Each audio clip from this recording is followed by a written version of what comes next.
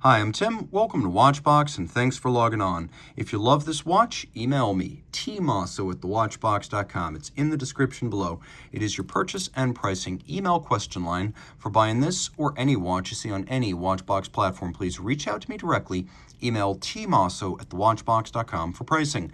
Before we get into the details of this 2022 model year limited edition of 200 pieces, let's talk about where the Chronomat comes from in Breitling's heritage.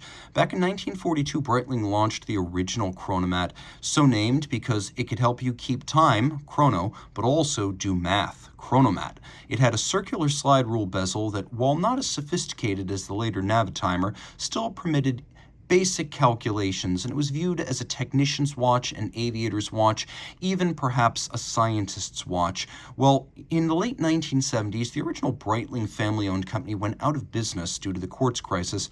The Schneider family purchased Breitling and started planning the comeback models, working with the Italian Frecce Tricolore Aerobatic Demonstration Squadron to create the new Chronomat, which would now be a dive-style bezel on a sports chronograph. That model launched in 1984. In 2020, the Chronomat was rebooted, bringing back some of the 80s elements, including the signature Rouleaux bracelet. What you see here is an update of that model line, and it's a special edition, 200 pieces, with a steel case, rose gold garnishing, and a black mother-of-pearl dial. So, 42 millimeters in diameter, 15.3 millimeters thick from lug tip to lug tip, 50.5 millimeters. The bracelet's a little unconventional because you can see the end link is a lot narrower than the link immediately outboard of the lugs.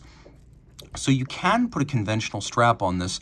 It would be a 22 millimeter lug spacing. Just keep in mind that the bracelet itself is much broader. So if you do get a strap, get a Breitling factory strap or have something custom cut so it'll match the actual width of the lug and not just be 22 millimeters, which would be a little bit skinny given the way the lugs flare out.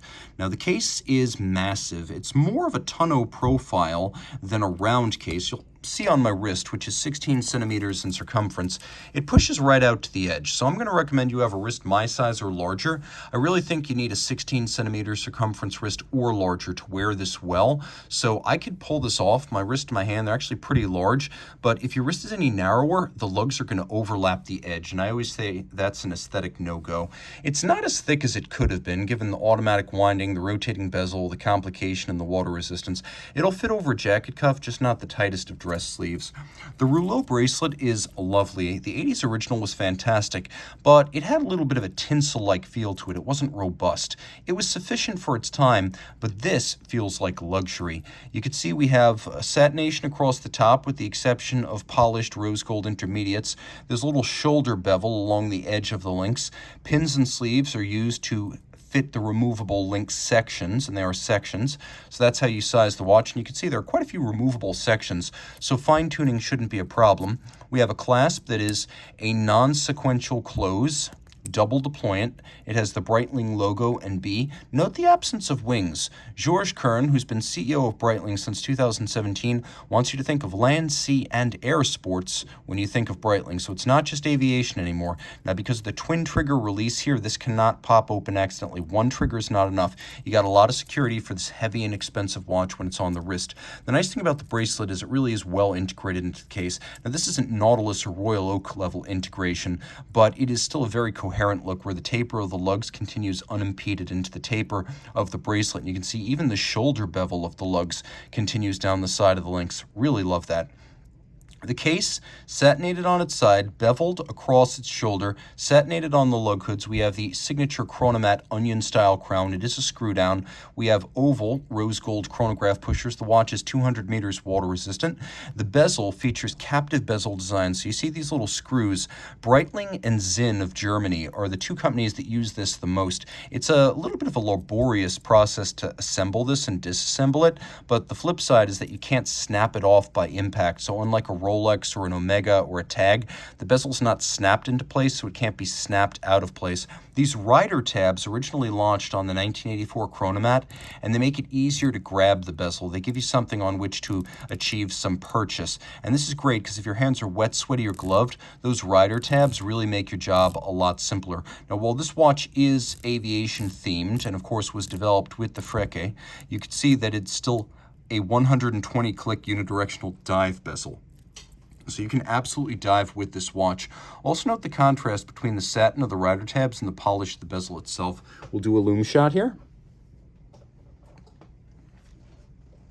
And you can see it's actually quite easy to read this watch. You can read the bezel pearl, so you can read the diving time in the dark, but also note the sub-register hands and the chronograph seconds hands are all luminescent, and we have that vintage-inspired T profile to the hour indices in the dark. You'll note it's not as evident when the lights are on. We have applique indices here, high-grade, rose gold faceted, hands at center to match. We have red lacquer on the chronograph seconds hand with a Breitling B counterweight. We have an applied Breitling B logo on the dial. We have sunken sub-registers, so we have this black mother of pearl with black registers. They feature concentric patterns internally. There's a date down at 6 o'clock. There's a flange with 2 steps outboard. It features a tachymeter that you can use to gauge the speed of an object over, for example, a kilometer. I always like to use the example of a race car over a kilometer, but really you can vary the distances or even the units as long as you're good with mental conversions.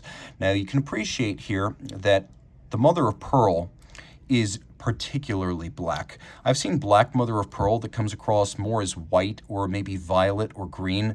This is a rare, truly black cut of the material, and it has a unique aesthetic that's only visible when you get close to the watch. It's a very subtle effect. We'll do a quick demonstration of hacking or stop seconds. So you can set the watch to a reference time. And then there is a quick set mechanism for the date, so you can rapidly cycle the date if you need to do so. The mother of pearl really is quite beautiful.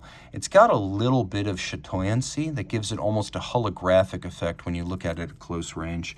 Flip it all over, you can see the caliber B01, which notably was designed for the Chronomat and debuted back on the Chronomat in 2009. Since the Schneider family era started in 1984, the well, I guess it was 1982 if we want to be really specific, but the Chronomat has been the best seller. In recent years, the best seller has been the Super Ocean Heritage, but if we go back to the early 80s, over that full time period, the Chronomat has been the best seller, which is why this B01 manufacturer caliber debuted in the Chronomats back in 2009. The movement was not originally designed for a display caseback. Fortunately, it's fairly large and good looking, so a display caseback suits it. Now, you've got the column wheel for function selection, which you can see. It makes for crisp operation and a crisp sound. And then you've got the vertical clutch, which means the chronograph seconds hand always starts without any jump or leap or stagger. And if you wish, you can leave the chronograph running full time because there's no additional wear or tear or play built into a vertical clutch. It's an automatic winder with a 70-hour power reserve. It has the stop seconds, the quick set date. It's got 47 pivot jewel 5-position adjustment. And then it has a 70-hour power reserve.